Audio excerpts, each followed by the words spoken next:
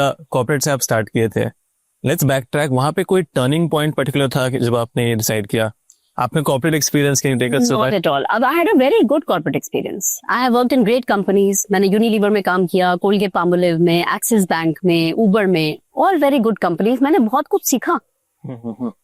ये कंपनियां जो किसी एम्प्लॉय में इन्वेस्ट करती है उनको कितना कुछ सिखाती हैं यार, कितनी आपकी कॉम्पिटेंसीज बिल्ड करती हैं, आपको ट्रेन करती हैं, और वही ट्रेनिंग मेरे यहाँ भी काम आई है। Same things that I have learned there. I will not rubbish my corporate time, Abhinav. It was a good experience, मैंने काफी सीखा है वहां से और कमाया भी है, परंतु मेरे में हमेशा एक एनवायरमेंटल कॉन्शियसनेस थी और एक सोशल कॉन्शियसनेस भी थी। और शायद ये इसलिए हो सकता है क्योंकि मैंने 2 साल जवाहरलाल नेहरू यूनिवर्सिटी में भी बिताए। अच्छा। और मैं बहुत अच्छे कैंपसेस में भी पढ़ी हूँ, जैसे IIM बैंगलोर, पंजाब यूनिवर्सिटी। तो ऐसे कैंपसेस में भी जब आप टाइम बिताते हो ना, जो इतने खूबसूरत होते हैं, तो भी आपके मन में कहीं एक कुदरत की तरफ प्यार होता है। अब मैं I am action oriented person, ठीक है, वो फर्क है। कई लोग कहते हैं we are nature lovers, but they don't do anything for nature. उनको बस नेचर में जाके मजे करने हैं। मेरे को लगता है कि if I am a nature lover, I must rebuild nature. मुझे लगा यार, I am a nature lover, I am a climate anxious person, we must do something about it, that's it. पर हमें ये नहीं पता था कि हम क्या करें, तो हम अपना थोड़ा बहुत तो करते थे। मैं आपको बता सकती हूँ, हम 1997 से मैं अपना घर चला रही हूँ, मतलब लिविंग इंडिपेंडेंटली। हमने आज तक कभी होली नहीं सेलिब्रेट की, आज तक। और मेरे बच्चे अब 25 साल के हो गए, उन्होंने एक बारी भी पटाखे नहीं जलाए in 25 years। Environment consciousness. And we are very particular, मतलब मैंने जब अपने बच्चों को घर के काम करने सिखाए, तो मैंने उनको ये सिखाया कि बर्तन कैसे धोते हैं कम पानी में। ये नहीं कि बर्तन धो लिए, नहीं। There is a way to wash बर्तन जिसमें पानी कम लगता है, there is a way to wash कपड़े जिसमें पानी कम लगता है। मैंने उनको ये सारी चीजें सिखाई कि this is, so that attitude I always had. शुरुआत से था वो, शुरुआत से था। और little respect for the environment. यार आखिर हम यहाँ एक ही तो जगह है हमारे पास, हमने कौन सा सब हवाई जहाज में बैठ के कहीं चले जाना है। तो that everybody can have, and this I would say, अगर 10 जन ये सारे काम करें और एक बंदा ये करने निकल आए, तो ये जो मैंने प्रोजेक्ट यहाँ खड़ा किया है, ये यार 4 लोगों का कार्बन ऑफसेट तो नहीं है, ये कम से कम 1000 लोगों का कार्बन ऑफसेट है ना। तो I can offset 1000 people, but यार दोस 1000 people must start doing this basic things ना। ये तो नहीं कि मैं ये कर रही हूँ और आप पटाखे जला रहे हो, न्यूट्रल हो जाएगा। या मैं ये काम कर रही हूँ, आप होली पे टैंकर बुला के रेन शावर कर रहे हो, what rubbish. So at least do that. You can't do this, at least do that.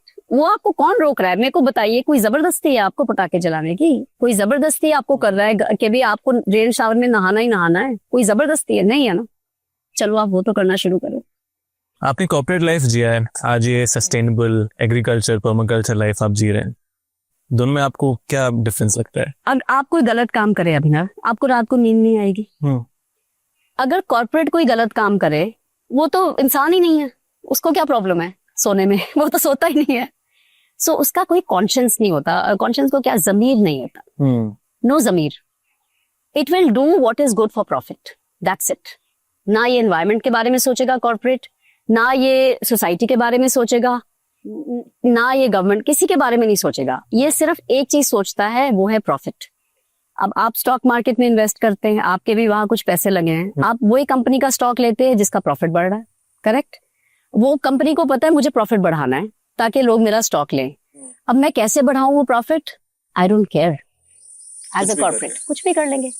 हमें ये सारे जंगल काट के यहाँ से कोयला निकालना है तो हम निकालेंगे, हमें क्या है, हमें तो ये दिखाना भी हमारा स्टॉक ऊपर गया कि नहीं, राइट। अब आप देखिए, सारी कंपनियों को ग्रो करना है। आपने इस साल 10 लाख गाड़ियां बेची, आपको इसके ऊपर 10% अगले साल ग्रो करना ही करना है। फिर अगले साल फिर से 10%। अरे यार वो गाड़ियां कहाँ जाएंगी? अभी तो जिन्होंने खरीदी थी सबने खरीद ली।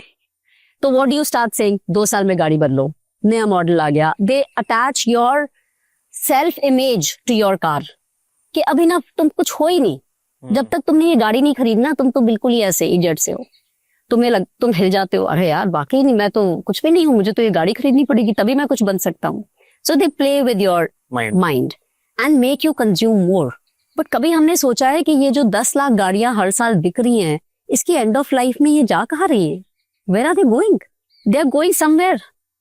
There is nothing like throw it away. Away क्या है? हम कौन सा हवाई जहाज भर के मार्स भेज रहे हैं कचरे का? No, it's all on the planet. So infinite growth on a finite planet is not possible and companies have to rethink their model. पर मैंने ये भी देखा है अभिनव के कंज्यूमर्स आर वेरी पावरफुल. आप अगर कोई चीज कल खरीदना बंद कर दें, वो कंपनी का अपने आप ही अकल आ जाएगी. Okay, they will have to change. तो I worked in FMCG, I worked in banking, I worked in consumer tech. Every day somebody is voting for you with their money. Every day. मतलब voting for you as in? आप दुकान में जा रहे हो, you are choosing to buy this और that, vote ही होगी. करेक्ट. अगर आप कल बोल दो यार ये चीज मैंने नहीं खरीदनी because I don't think it's good for me और the planet. By the way they are interlinked. जो चीज प्लैनेट के लिए अच्छी नहीं है वो आपके लिए भी अच्छी नहीं. आप एक एक प्रोडक्ट चेक कर लीजिए. जो प्लैनेट के लिए अच्छा नहीं है वो आपके लिए नहीं अच्छा होगा because we are the planet. हम कोई और नहीं है. हम भी इस सृष्टि के ही एक हिस्सा हैं. हम कपड़े पहन के बड़े स्मार्टफोन लेके घूमते हैं पर हम भी वही है. We are the same animals as part of this kingdom. So अगर आप वोट करना शुरू कर दें, वो कंपनी का बिजनेस ठप होना शुरू हो जाएगा. वो खुद ही इनोवेट करके एक नया प्रोडक्ट निकालेगी जो आपके लिए भी अच्छा होगा और प्लैनेट के लिए भी. It will be forced to.